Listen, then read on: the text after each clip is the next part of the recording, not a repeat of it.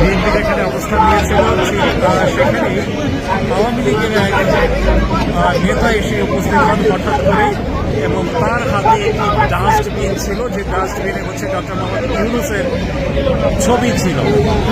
হঠাৎ করেই বিএনপির নেতাকর্মীরা তাকে দেখে ফেলেন, পাশাপাশি তার ডাস্টবিনটাও দেখে ফেলেন। এর মধ্যে তাকে অ্যাটাক করা হয়, তার উপরে হামলা করা হয়, উপর্যুপুরি হামলা করা হয়েছে তাকে।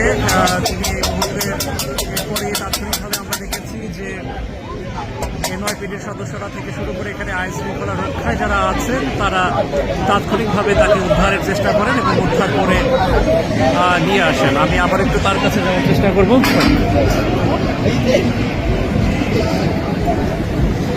আমি আবার একটু ঠিক এই জায়গাটাতেই আছেন।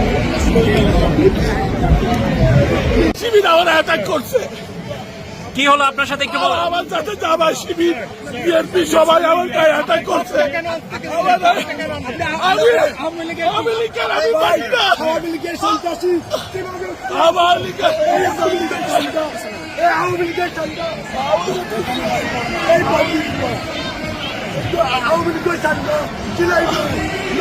আপনার সাথে কি হলো?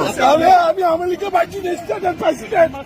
আমি তখন হাঁটি যাচ্ছিলাম, ওরা আমাকে সবাই মিলে আমাকে। আপনি কি এই জায়গাটা বুঝতে পারেন না? এখানে যে আমি বুঝতে পারি নাই, আমি বাংলাদেশের ফ্ল্যাগ ছিল আমার। আপনি এখানে যে বিএনপির অবস্থান সেটা আপনি বুঝতে পারেননি? না না না, আপনি বাংলাদেশি ফ্ল্যাগ ছিল আমাদের সবাই। আপনার নাম কি? আপনার নাম কি? আমার নাম জেনারেল রাসেল, ভার্জিনিয়া, ওয়াশিংটন।